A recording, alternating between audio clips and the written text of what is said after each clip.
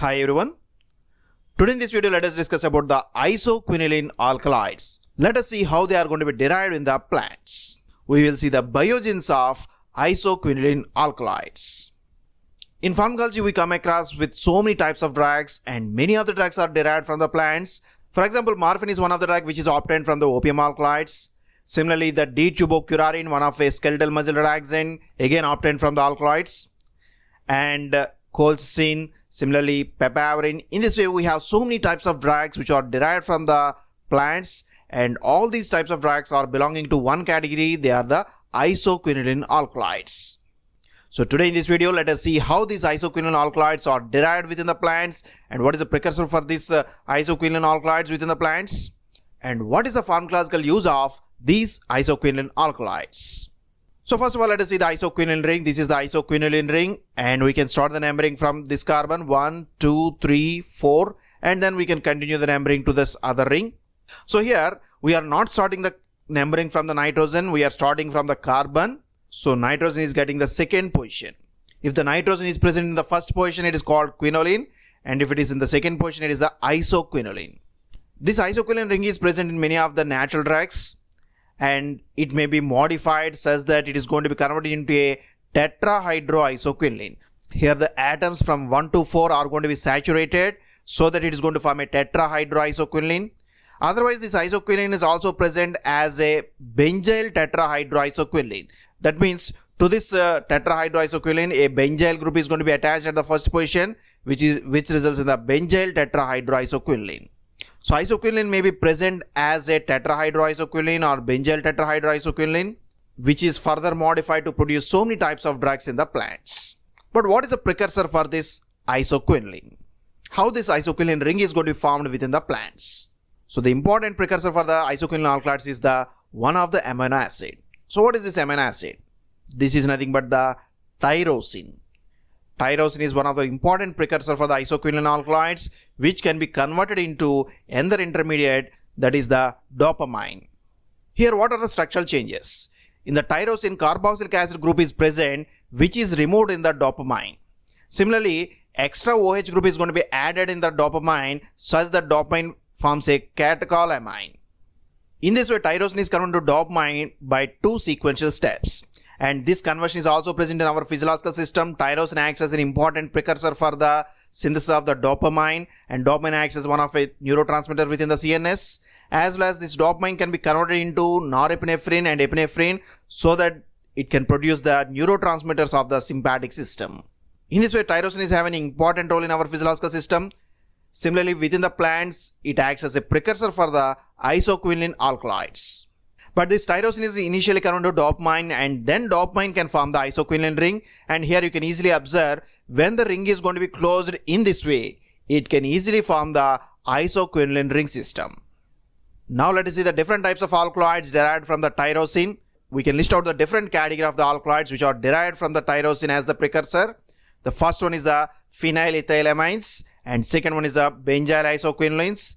Third one is the bis-benzyl tetrahydroisoquinoline, and fourth one is the modified benzyl tetrahydroisoquinoline, and fifth one is the terpenoid tetrahydroisoquinoline, and sixth one is the phenyl ethyl isoquinoline. Except the first one, the remaining all alkaloids are isoquinoline derivatives. The second one is the benzyl isoquinoline. Third one is a benzyl tetrahydroisoquinoline, which is present twice. It is prefixed by bis. And next one is the modified benzyl tetrahydroisoquinoline, and fifth one is the terpenoid tetrahydroisoquinoline, where the terpenoid ring is also included in the drug structure, and the last one is the phenyl ethyl isoquinoline, where the isoquinoline is attached with a simple phenyl ethyl group. So these are the 5 types of isoquinoline alkaloids, but the first one is not an isoquinoline, which is a simple phenyl ethyl amines. Now let us go one by one, and let us see what are the different types of drugs that can be obtained from these types of alkaloids. So the first one is the phenyl ethyl amines. One of the drug in this category is the mescaline. Mescaline is actually a hallucinogenic substance, which is also called as psychotropic agent, which can induce the hallucinations, and it can be used as an experimental tool in order to induce the hallucinations. So this mescaline is obtained from the tyrosine. Now this tyrosine can be converted into dopamine, where the carboxylic acid group is going to be removed along with the addition of OH group, and then this dopamine can be converted into mescaline. You can observe here the mescaline is having the similar structure to the dopamine, where the OH groups are converted to methoxy groups and another methoxy group is present at the 5th position.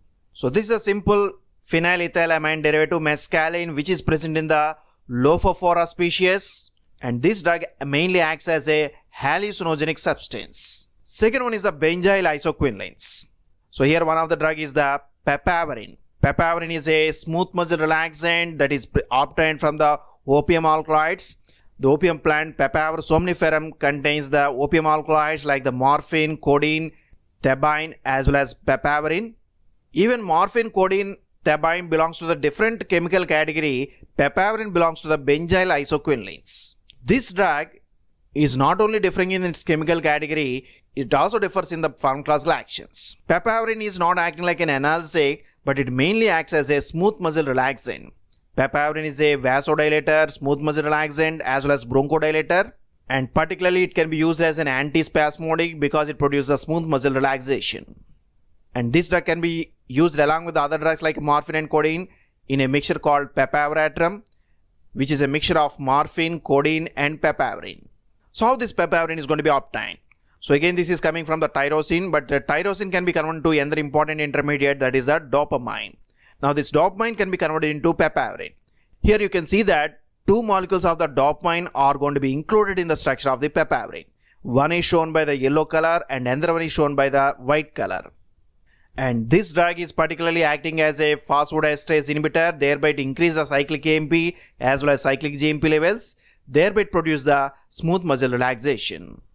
And here you can see that papaverine is a benzyl isoquinoline. It is having an isoquinoline ring which is attached by benzyl group, and it is having the 4 methoxy groups. 2 methoxy groups on the isoquinoline ring and another 2 methoxy groups on the benzyl ring. Third one is the bis-benzyl tetrahydroisoquinoline. So which type of alkaloids belonging to this category? So within this category, one of the drug is the D-tubocurarine. Simply it is called as curare alkaloids. And this D-tubocurarine is also called as arrow poison. It can be applied to the tip of the arrow, and when this arrow is going to pierce into the skeletal muscle of the animal, the skeletal muscle is going to be paralyzed such that animal cannot escape. So during the hunting, this D-tubocurarine is used as a arrow poison in order to produce the muscle relaxation. But how this is going to be obtained within the plant? So again, tyrosine acts as a precursor. This tyrosine can be converted into benzyl tetrahydroisoquinoline. Already we have seen tyrosine is converted to dopamine, then dopamine can be converted into benzyl tetrahydroisoquinoline, where the isoquinoline is initially formed. To this, a benzyl group is going to be added, where the 2 molecules of the dopamine are incorporated in the formation of benzyl tetrahydroisoquinoline. In this way, the first step is the conversion of the tyrosine to the benzyl tetrahydroisoquinoline. Then the next step is that this benzyl tetrahydroisoquinoline is going to be substituted with the different types of groups. For example, here it is attached with a methoxy group and hydroxyl group here, and again another hydroxyl group. Similarly, the nitrogen is converted to a quaternary ammonium salt by addition of the methyl groups. In this way, benzyl tetrahydroisoquinoline ring is going to be found from the tyrosine. In the next step, this ring undergoes a dimerization. That means 2 benzyl tetrahydroisoquinoline rings are going to be fused to form the D-tubocurarine. That's why it's called bis-benzyl tetrahydroisoquinoline. Now this is the one of the benzyl tetrahydroisoquinoline, and this is the another benzyl tetrahydroisoquinoline. You can see that both structures are somewhat similar. Now they are going to be connected in such a way that these 2 OH groups are going to form a ether linkase, and again these 2 OH groups are forming again another ether linkase. In this way, they are going to form a bis-benzyl tetrahydroisoquinoline compound, which is nothing but the D-tubocurarine. So here you can see this is the structure of the D-tubocurarine, which is having the 2 molecules of the benzyl tetrahydroisoquinoline. So that's why it is called as bis-benzyl tetrahydroisoquinoline derivative. And another important thing is that this D-tubocurarine is a quaternary ammonium compound. You can see that the nitrogen is having the positive charge and it is attached with the 4 groups. That's why this drug cannot cross the blood-brain barrier, thereby it shows only peripheral actions. But how this drug acts? D-tubocurarine acts as a non-depolarizing neuromuscular blocker. It blocks the nicotinic acetylcholine receptors at the neuromuscular junction. Thereby it inhibits the cholinergic transmission at the skeletal muscle. In this way, D-tubocurarine acts as an antagonist at the nicotinic acetylcholine receptors present on the skeletal muscle. Thereby it produces the skeletal muscle relaxation. But this drug can produce few of the side effects like the hypotension and bronchoconstriction because of the release of the histamine as well as because of the ganglionic block. This drug is obtained from the plant Condodendron tomentosum. Fourth one is the modified benzyl tetrahydroisoquinolines. So here the benzyl tetrahydroisoquinoline ring is somewhat modified such that they are going to produce the different types of alkaloids. So one of the important precursors for these alkaloids is the R-reticulin. You can see that R-reticulin is having a isoquinoline ring which is attached by a benzyl ring. So this is the benzyl tetrahydroisoquinoline. This R-reticulin can be represented in another way. Here you can see that we have just flipped the structure horizontally such that the isoquinoline group is now downward and benzyl group is on the upward. Now this R-reticulin can also be written in another way where tetrahydro ring can be represented in this way. So this is nothing but the R-reticulin coming from the tyrosine. Tyrosine acts as a precursor for the benzyl tetrahydroisoquinolines, and R-reticulin is a one type of benzyl tetrahydroisoquinoline which can be represented in this way. Now this can be modified such that it is going to form a one class of alkaloids. These are the opium alkaloids. Morphine, codeine, all these are having this ring system. And here you can see that they are forming an epoxide bridge between the benzyl ring and the isoquinoline ring. Similarly, another bridge is going to be formed between this benzyl as well as isoquinoline rings. By addition of these bonds, now this R-reticulin is going to be converted into morphine-like ring system. And again, the aromatic ring of the isoquinoline is going to be modified such that the three double bonds are converted to one double bond. Now it is a cyclohexyl ring in the morphine and their derivatives. In this way, these structural modifications results in the modified benzyl tetrahydroisoquinoline. So what are the examples for these modified benzyl tetrahydroisoquinolines? So one of the important example is the morphine. You can see that this is the basic structure of the morphine where it is having the OH group on third position. Similarly, second one is the codeine. Codeine is having the OCH3 group at the third position. This is the only structural change between the morphine and codeine. Similarly, we can have the thebaine. All these are the modified benzyl tetrahydroisoquinolines coming from the opium alkaloids. And these opium alkaloids are coming from the different types of Papaver species. One of the important species is the Papaver somniferum. And nowadays Papaver bracteatum is mainly cultivated because which produce the thebaine without presence of morphine and codeine, so that from the plant thebaine can be collected which can be modified to produce some semi-synthetic opioid derivatives. Fifth one is the terpenoid tetrahydroisoquinolines. The two important drugs are the emetine and cephalin. These two are having a tetrahydroisoquinoline ring along with a structural component derived from the terpenoid origin. So this is the structure of this emetine and cephalin, and here you can observe they are having the two tetrahydroisoquinolines. So this is the one of the tetrahydroisoquinoline, and similarly this is the other tetrahydroisoquinoline. And here one of the ring is going to be attached with the methoxy group, but in the other ring the methoxy group is present in the emetine whereas OH group is present in the cephalin. So here it is indicated by the group OR. So if the OR group is the methoxy group, it is emetine. If it is a OH group, it is the cephalin. In this way, emetine and cephalin are made up of the two molecules of the tetrahydroisoquinoline, but these two are going to be connected by another ring system, and this ring system is obtained from the terpenoid origin. So here the C-co-loganin acts as a precursor for this terpenoid ring system, and this terpenoid ring is going to be attached along with the tetrahydroisoquinolines. That's why this category of drugs are called as terpenoid tetrahydroisoquinolines. So here two precursors are there. One of the precursor is the tyrosine, which produce the tetrahydroisoquinoline ring, and another one is the terpenoid origin where the C-co-loganin acts as a precursor for this terpenoid ring system. And these two drugs, emetine and cephalin, are present in the ipecac. And what is the use of this emetine and cephalin?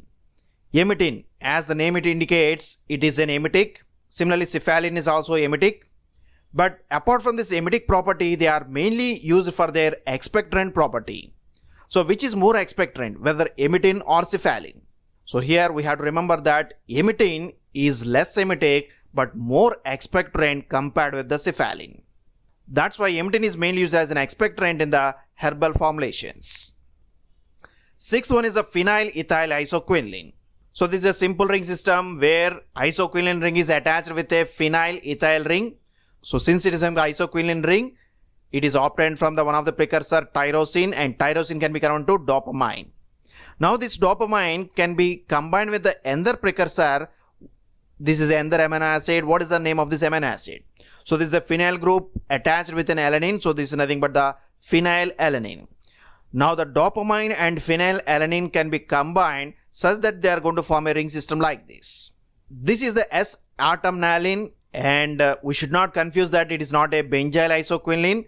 Here this isoquinoline ring is attached with a phenyl ring by a 2-carbon bridge. So here this is the first carbon and this is the second carbon. Here this isoquinoline ring is obtained from the dopamine, whereas phenyl ethyl group is obtained from the phenylalanine. In this way, dopamine and phenylalanine are going to be combined to produce the S-artemisinin. Now this S-artemisinin can be modified such that it is going to form a 7-membered tropolone ring. Here you can see that the phenyl ring is going to be attached with a 7-membered ring system, which is further attached with another 7-membered ring system. So this type of ring system is called as tropolone ring system, and this ring is present in the drug colchicine. What is colchicine? Colchicine is pharmacologically used in the treatment of gout. It is an anti-gout agent and is also used to induce the polyploidy in the plant biotechnology.